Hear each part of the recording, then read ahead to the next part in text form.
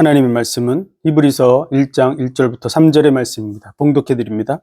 옛적에 선지자들로 여러분과 여러 모양으로 우리 조상들에게 말씀하신 하나님이 이 모든 날 마지막에 아들로 우리에게 말씀하셨으니 이 아들을 만유의 후사로 세우시고 또 저로 말미암아 모든 세계를 지으셨느니라. 이는 하나님의 영광의 광채시요 그 본체의 형상이시라. 그의 능력의 말씀으로 만물을 붙드시며 죄를 정결케 하는 일을 하시고 높은 곳에 계신 위엄의 우편에 앉으셨느니라. 아멘. 기도하겠습니다. 하나님 은혜와 사랑과 복주심 감사합니다. 오늘도 우리의 삶이 하나님의 선하시며 기뻐하시며 온전하신 뜻 가운데 있는 줄 믿습니다. 영원한 계획 속에서 우리의 삶을 붙드시고 인도해 나가신 감사합니다. 범사에 감사하며 주께 영광 돌리는 우리의 삶이 되게 하여 주옵소서. 오늘도 귀한 말씀을 통해서 하나님의 선한 뜻을 잘 분별하고 그 언약 위에 세워지는 우리의 삶이 되게 하옵소서. 모든 영광을 주님 받으시기 원하며 예수 그리스도 이름으로 감사하며 기도하옵나이다. 아멘. 히브리서의 역사적인 배경은 초대교회에 큰 환란이 닥쳐오기 시작했습니다. 그런 속에서 교회 속에 들어왔다가 유대교로 돌아간 그러한 사람들에 의해서 유대교로 돌아가야 된다고 하는 그러한 부분들이 교회 속에 유입되게 되었고 많은 성도들이 그로 인해서 혼란스러운 그런 상황 속에 왜 예수 그리스도의 복음 안에 서 있어야 되는지를 설명해 주기 위해서 유대교와 기독교, 예수 그리스도를 믿는 믿음의 상관관계를 비교해서 설명해 주는 내용이 히브리서의 내용입니다. 그러므로 그 배경을 이해하고 히브리서를 보면 히브리서는 아주 쉬운 구조로 되어져 있고 그 내용도 이해하면 그렇게 복잡하지 않고 어렵지 않은 속에 있습니다. 그러므로 우리는 히브리서의 말씀을 잘 이해하고 또 다른 많은 사람들을 말씀으로 잘 인도하는 그런 삶을 살아야 될 줄로 믿습니다. 신약 성경 중에서 로마서의 말씀이 길고 복잡하면서도 그러므로 그런즉 이런 접속사로 쭉 연결되어져 있는 거의 하나로 정리되어 있을 만큼의 내용을 가지고 있고요. 히브리서도 동일하게 그와 같은 말씀으로 되어져 있습니다. 그래서 로마서를 잘 이해하는 것과 히브리서를 잘 이해하는 것이 예수 그리스도를 잘 이해하고 또 하나님의 사람으로 온전히 세워져 가는데 귀중하고 도움이 되는 그런 말씀이라는 걸 알고 로마서와 히브리서를 잘 이해해야 될 줄로 믿습니다. 물론 다른 성경의 모든 말씀들도 잘 이해해야 되지만 히브리서와 로마서는 아주 중요한 핵심적인 내용들을 많이 담고 있다는 사실을 우리는 잘 기억해야 될 줄로 믿습니다. 히브리서의 전체적인 구조를 보면 예수 그리스도는 어떤 분이시다라고 오늘 본문의 말씀처럼 서론에 설명을 하고 있고요. 그리고 천사들은 어떤 존재다. 천사와 예수 그리스도를 비교하는 말씀이 1장의 말씀이고요. 2장은 왜 예수님께서 낮아지셔서 고난 중에 참여하셨는가의 이유를 설명해 주고 있습니다. 3장은 모세와 예수 그리스도를 비교하면서 모세가 사환으로 일했다면 예수 그리스도는 아들로서 월등하게 나으신 분임을 우리에게 말씀해 주고 있고요. 4장은 안식을 주는 것이 여호수아가 아니라 예수 그리스도를 통해서 안식이 주어진다는 것입니다. 5장은 우리를 채우라고 우리를 위해서 중보하실 대제사장과 또 아론에 대해서 이 제사장, 대제사장의 모습으로서 비교해 주는 내용이 5장서부터 기록되어 있습니다. 그래서 5장, 6장, 7장이 대제사장에 관한 말씀을 하고 있는 그러한 내용 속에서 이루어진 것입니다. 그래서 4장의 대제사장이 하나님의 부름을 받은 자라야 한다고 하는 내용과 7장에서는 멜기세덱의 반차를 따르는 대제사장이 예수 그리스도다. 아론의 반차가 아닌 멜기세덱의 반차를 따르는 대제사장이다. 7장에서는 처음 것이 흠이 없었다면 새로운 것을 우리에게 가져올 필요가 없는데 그 처음 언약이 흠이 있었기 때문에 새 것을 우리에게 주신 바 되었다. 그것이 바로 예수 그리스도를 통한 구속의 은혜인 줄로 믿습니다. 9장에는 하나님께 드리는 예물에 대해서 양과 염소의 피가 온전케 할 수 없으므로 예수 그리스도의 그 몸으로 대속하셨다고 하는 내용을 말하고 있는 거고요. 10장에서도 마찬가지로 한 번의 제사로 영원한 속죄를 이루어서 온전한 구원을 이루신 분, 그분이 예수 그리스도임을 말해주고 있습니다. 그러면서 우리는 뒤로 물러가 침륜에 빠질 자가 아니라 오직 믿음으로 나갈 자라고 말하고 있고요. 그 믿음의 선진들에 대해서 설명하는 것이 11장입니다. 그래서 예수 그리스도를 바라본 많은 믿음의 선진들이 있었다. 이들이 믿음으로 하나님 앞에 섰고 오직 의인은 믿음으로 말미암아 살리라고 하는 그 말씀의 언약 속에 있었던 사람들이다. 그런데 그들은 예수 그리스도께서 오심을 보지 못하고 그 말씀의 성취를 보지 못했지만 그 말씀의 성취가 바로 이 초대교회와 성도들에게 임하게 됐다고 하는 내용을 말해주고 있고요. 12장에서는 우리는 얽매이기 쉬운 죄, 우리의 삶 속에서 늘 우리를 붙들고 있는 게 얽매이기 쉬운 죄죠. 죄 문제에 대해서 모든 사람들은 다 붙들려 있습니다. 특히나 예수 그리스도를 믿고 양심이 살아있는 그러한 그리스도인들은 다 죄에 대해서 갈등하고 있는데요. 이 얽매이기 쉬운 죄를 벗어버리고 믿음의 주여 온전케 하시는 예수 그리스도를 바라보라고 말씀하고 있으면서 우리는 자녀이기 때문에 하나님께서 근실히 징계하시고 채찍질하시며 바른 길로 인도하신다. 걱정하지 말라고 하는 내용을 말해주고 있는 것이 12장이고요. 13장에서는 예수 그리스도는 어제나 오늘이나 영원토록 동일하신 분이시다. 그러므로 우리가 그 예수 그리스도께서 영문 밖에서 고난을 받으신 것처럼 우리도 고난을 받는 그런 자리로 함께 나아가자고 하는 그런 말씀으로 맺고 있습니다. 그래서 예수 그리스도의 언약 속에 서자고 하는 내용이 전체적인 히브리서의 내용입니다. 그래서 히브리서에서 반복돼서 나타나는 말씀 중에 하나는요,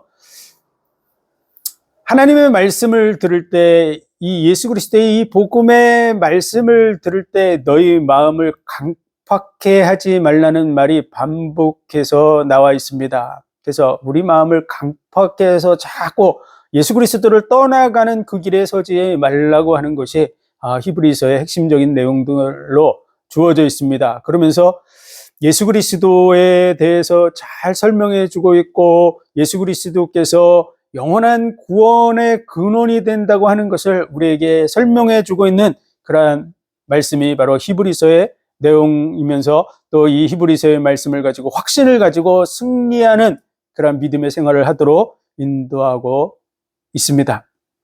오늘 본문의 말씀도 1절에 보면 옛적의 선지자들로 여러 부분과 여러 모양으로 우리 조상들에게 말씀하신 하나님이 옛적의 선지자들로 하나님이 말씀을 주셨다고 이렇게 얘기하고 있습니다. 그래서 그 옛적의 선지자들을 통해서 주어진 말씀, 그러면 그것이 구약의 말씀이죠. 구약의 모든 말씀들을 모세와 선지자들을 통해서 우리에게 전달해 주었습니다. 그래서 이 모든 말씀들이 어디를 향하고 있냐? 그러면 메시아를 통한 구원의 은혜, 예수 그리스도를 통해서 이루는 그 구원의 은혜에 대해서 잘 설명해 주고 있는 내용이 바로 선지자들을 통해서 나타나고 있는 것이고요. 또 선지자들을 통해서 구약의 모든 말씀을 통해서 하나님의 의로우심과 신실하심을 보여주고 있습니다. 그래서 그 의로우심과 신실하심 속에 우리의 모습은 어떤 모습이냐? 그러면 늘 연약하고 부족하고 무너질 수밖에 없는 존재이죠. 우리의 힘으로는 하나님 앞에 설 자가 아무도 없다는 사실을 구약을 통해서 보여주고 있는 것입니다. 구약의 말씀을 읽고 또 읽고 반복해서 읽고 묵상하고 하면 할수록 구약의 말씀들을 많이 읽으면 읽을수록 사람들은 정말 의로우신 하나님 앞에 부끄러운 자신의 모습을 보게 됩니다. 구약의 말씀이 거울과 같이 자기의 모습을 계속 비치게 됩니다. 이스라엘 백성들이 하나님의 은혜를 받아서 잘 될 때는 하나님을 찾다가 또 시간이 지나면 그들의 마음이 타락하고 상실한 그런 마음 속으로 들어가서 결국은 고난과 어려움 속으로 들어가게 되고, 거기서 너무 고통스러우니까 하나님께 부르짖다가 또 하나님이 은혜를 베풀어 주시면 모든 것이 회복되었다가 다시 또 무너지고, 또 회복되었다가 무너지고, 회복되었다가 무너지는, 반복되어지는 그런 이스라엘의 모습이 자기의 모습을 비추는 거울과 같이 보여지고 있는 것이죠. 마찬가지로 온 이스라엘 백성들이 하나님의 뜻대로 살고 싶은 마음이 충만함에도 불구하고 안 되어지는 모습들을 많이 볼 수가 있습니다. 어떤 왕들이 처음에는 잘하다가 시간이 지나면 다 무너져서 또 후대에 큰 재앙이 닥치고, 또 다시 하나님의 언약을 붙들고 말씀대로 살려고 그러면 또 다시 무너지고, 이런 부분들을 반복해 나가는 걸 보면서 안타까운 마음을 갖게 되는데, 그 모습이 곧 우리 자신의 모습이라고 하는 것을 깨닫게 되는 것이죠. 그리고 궁극적으로 구약의 모든 말씀들을 읽으면서 사람들이 정말 절실하게 필요한 게 뭐냐 그러면, 우리의 힘으로 해결할 수 없는 이 문제를 대신 해결해 줄 메시아가 필요하다는 그런 언약 속으로 들어가게 되는 것입니다. 그래서 구약의 모든 말씀, 율법의 말씀이 주어졌을 때도 하나님께서는 제사 제도를 통해서 속죄 양, 속죄 소, 이런 그 희생 제물을 드리는 일을 같이 언약으로 주고 있습니다. 그래서 율법이 있지만 또 희생 제물을 통한 죄 사함을 받는 그러한 언약을 동시에 주고 있는 것이죠. 우리의 죄를 대신 짊어지실 분이 필요하다는 것입니다. 우리의 힘으로 해결할 수 없는 문제를 대신 해결하실 분, 그분이 와야 된다는 부분 속으로 나아가도록 인도하고 있는 것이 구약의 말씀입니다. 그러면서 이 구약의 말씀을 통해서 의로우신 하나님, 그 의, 절대적인 의 앞에 있는 인간의 연약한 모습, 안 되어지는 모습을 비교해 주는 것이죠. 뿐만 아니라 그런 속에서도 끝까지 언약들을 성취해 나가시는 하나님, 의로우신 하나님, 믿을 수 있는 하나님, 신실하신 그 하나님을 보여주시고 있습니다. 오실 메시아의 언약과 더불어서 의로우신 하나님의 모습을 보여주고 있죠. 그래서 오늘 말씀과 같이 옛적에 하나님이 선지자들로 여러 부분과 여러 모양으로 자기의 모습을 보여주고 계시고, 하나님이 이루어 가시려고 하는 일들을 우리에게 보여주셨습니다. 그런데 이 마지막 날 2절에 보면, 이 모든 날 마지막에 아들로 우리에게 말씀하셨으니, 예수 그리스도는 어떤 분이냐? 그러면 이 모든 날 마지막에 아들을 통해서 하나님은 우리에게 말씀하고 있다. 그 아들이 바로 예수 그리스도다라고 말해주고 있는 것입니다. 그래서 이 아들을 만유의 후사로 세우시고, 또 저로 말미암아 모든 세계를 지으셨느니라. 이 아들은 어떤 존재냐? 그러면 만유라고 표현되어 있는데요. 이것은 파스라고 하는 그 헬라어 단어에서 나온 말인데요. 파스라는 이 말은 모든 것, everything, 모든 것, 하나도 빠진 것이 없는 모든 것, 그 모든 것의 주인이시다, 그분이. 그리고 모든 세계가 그분이 다 지으셨다. 그래서 여기서 모든 세계, 여기 그 만유와 이 모든 세계가 동일한 단어로 쓰여져 있습니다.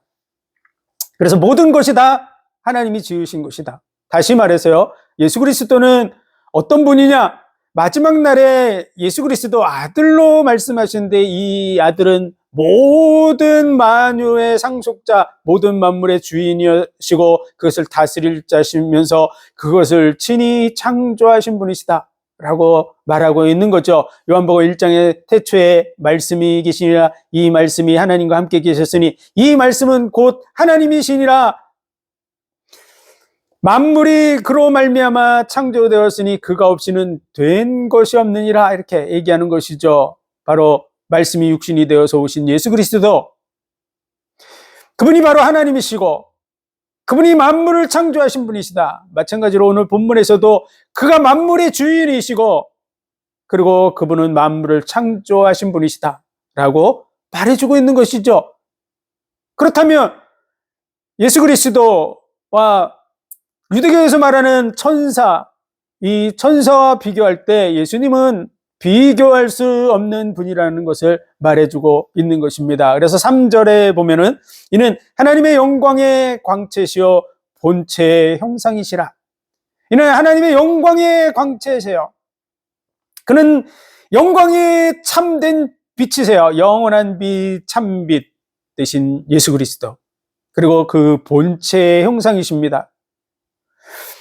그분이 하나님 자신이세요. 그 하나님 자신이 육신을 입고 오신 분이에요. 그래서 보이지 않는 하나님을 독생하신 하나님이 나타내셨느니라. 보이지 않는 하나님, 눈에 보이지 않는 그 하나님을 독생하신 하나님이 나타내 보여주시러 오셨습니다. 그분이 바로 예수 그리스도다 그 말이죠. 다시 말해서 예수 그리스도 어떤 분이냐? 기독교에서 말하는 지금 예수 그리스도 중심의 이 믿음은 그 예수 그리스도는 하나님의 아들로 오셔서 사역하셨지만 만물의 주인이시고 창조주시고 하나님의 영광의 광채시고 본체의 형상이시다 그 말이야. 참 하나님이시다. 그러므로 그 믿음 속에 서야 된다고 얘기해 주는 것이죠. 그리고 그의 능력의 말씀으로 만물을 붙드시며 그의 능력의 말씀으로 모든 만물이 다 세워져 있는 줄 믿습니다. 그가 창조하시고 그의 모든 질서나 모든 것들을 그분이 다 움직여가고 계신 것이죠. 만물의 주권자가 바로 예수 그리스도이신 줄 믿습니다. 그리고 죄를 정결케 하는 일을 하셨다. 여기서 정결케 한다는 말의 그 원어의 의미는 목욕하다라는 그런 의미와 같은 내용으로 쓰여져 있어요. 그래서 예수 그리스도와 함께 세례를 받음으로 말미암아 물에 들어갔다 나와서 새 사람이 되는 그런 모습과 같이 우리를 깨끗게 하시는 분이시다 그 말이에요. 완전케 하시는 분이십니다. 가죽옷을 지어 입혀 주심으로써 우리의 허물을 보지 않겠다고 하는 그러한 언약이 숨겨져 있는 것처럼 우리의 모습이 다 보이시죠? 무화과 나무 잎으로 엮었을 때나 가죽옷으로 입혔을 때나 다 똑같이 다 투과해서 모든 우리의 그 감추인 모든 부분까지도 다 볼 수 있는데 직접 옷을 지어 입혀 주시는 것은 상징적인 의미를 갖습니다. 그것은 우리의 허물을 보지 않겠다라고 하는 것이죠. 우리를 능히 아시지만 우리를 허물을 덮어주시는 것이죠. 그러므로 다윗은 그 불법의 사함을 받고 죄의 가려움을 받고 주께서 그 죄를 인정치 않을 사람은 복이 있다. 어떤 사람에게 그와 같은 일이 이루어지냐? 예수 그리스도의 의를 덧입은 사람에게 그 일이 이루어지는 줄 믿습니다. 그래서 그 불법을 사해 주시는 거야. 그리고 그 죄를 가려 주시는 거, 가려 덮어 주시는 거야. 그의 가죽옷을 입혀 주시는 것처럼 덮어 주시는 거죠. 그리고 자기의 그 생명값으로 구속하셨기 때문에 대신 죽으심으로 그 죄값을 치르셨기 때문에 그 죄에 대해서 마귀가 이렇게 저렇게 참소하고 할지라도 그것을 인정하지 않습니다. 그러한 은혜가 있는 자, 그가 바로 믿음의 자리에 서 있는 자인 줄 믿습니다. 그 의를 덧입은 자입니다. 그래서 하나님이 하나도 의롭지 않은데 우리를 칭의, 의롭다고 칭해 주시는 거죠. 그리스도 안에서 우리는 의롭다함을 입은 자가 되는 줄 믿습니다. 그래서 하나님 앞에 구속함을 받고 영원한 복과 은혜를 누리게 되는 줄 믿습니다. 그래서 그의 능력의 말씀으로 만물을 붙드시며 죄를 정결케 하는 일을 하시고 높은 곳에 계신 위엄의 우편에 앉으셨느니라. 그분이 하나님 보좌 우편에 앉으신 분이시다. 이렇게 말하고 있는 것이죠. 그는 승리의 왕으로서, 우편이라는 것은 권세를 뜻합니다.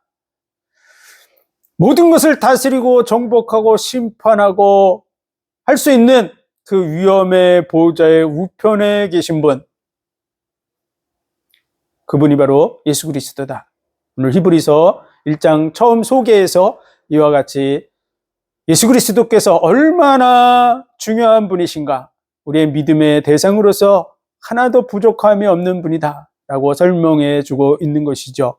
이제 1장 4절서부터 천사와 비교하고 있는 내용이 있는데요. 왜 천사와 비교하고 있냐? 그러면 사도행전 7장에서 스데반이 시내산으로부터 하나님의 언약을 받는데 그 천사의 손을 빌어서 받았다 이렇게 말하는 것이죠. 시내산에서 언약을 전달해 준 자가 누구냐? 그러면 천사를 통해서 하나님이 중보의 손을 빌어서 이 일을 이루었다라고 말하고 있는 내용이 7장 스데반의 그런 연설의 내용입니다. 설교의 내용이죠. 그와 마찬가지로 또 갈라디아서 3장에서 천사를 통해 중보의 손을 빌어 율법을 주었다고 말하고 있습니다. 그래서 이러한 말씀들이 뒷받침이 되어서 동일하게 히브리서도 모세에게 율법을 전달해 준 자가 누구냐? 그러면 천사라고 하는 부분을 동일하게 말하고 있는 것입니다. 그래서 그러면 유대교의 그런 근간이 되는 부분이 뭐냐? 그러면 하나님을 믿고 있지만 중보의 손 천사를 통해서 시내산에서 언약을 주었다고 하는 내용이 대변되고 있는 것이죠. 그래서 그 천사, 모세에게 말씀을 전해준 그 천사, 그리고 그 다음에 율법을 받은 모세, 또 모세의 율법을 통해서 세워진 대제사장, 이러한 부분들을 차례로 열거하는데 첫 번째 순서가 바로 천사인 거죠. 하나님의 대리자로서, 대변인으로서 와서 율법을 전달해 준 그 천사, 그 천사와 예수 그리스도와의 관계 속에서 예수님은 얼마나 월등한 분인가 라고 하는 것이 1장 4절서부터 마지막 절까지의 그런 내용입니다. 그러므로 다음 주에는 그 천사와 예수 그리스도를 비교하는 내용에 대해서 말씀을 가지고 자세히 상고하는 시간을 갖겠습니다. 오늘은 예수 그리스도는 어떤 분이냐? 하나님이 선지자들을 통해서 계속 계시해 보여주셨는데 뭘 계시했을까요? 하나님 자신의 의로우심, 신실하심, 그리고 인간의 연약한 모습들과 비교해서 장차올 메시아에 대한 언약, 이런 부분들을 보여줬고요. 그리고 마지막에는 말씀이 육신이 되어서 아들로 이 땅에 오시고 만유를 다스리시고 만유의 주인이 되시고 만유를 창조하시고 하나님의 영광의 광채시요 본체의 형상이신 분이 바로 예수 그리스도다 라는 부분을 먼저 소개하는 내용, 우리의 믿음도 이 믿음 속에 세워져야 될 줄로 믿습니다. 그래서 진정한 하나님이 누구냐? 그럼 예수 그리스도다. 한마디로 그러한 말을 하고 있는 것이죠. 예수 그리스도를 중심으로 믿는 믿음의 자리에 굳건히 서서 많은 악한 영들, 또 특히나 많은 영혼들을 미혹하는 이단의 그런 악한 영들과 싸워 승리하는 저와 여러분 되시기를 주의 이름으로 축원드립니다. 기도드리겠습니다. 하나님 은혜와 사랑과 복 주신 감사합니다. 히브리서의 이 말씀을 통해서 우리가 왜 예수 그리스도의 복음 위에 세워져야 되는지 분명한 믿음을 가지고 서게 하여 주옵소서. 그리고 많은 사람들을 바른 길로 인도하는 그런 삶을 살아가게 하옵소서. 예수 그리스도 이름으로 감사하며 기도하옵나이다. 아멘.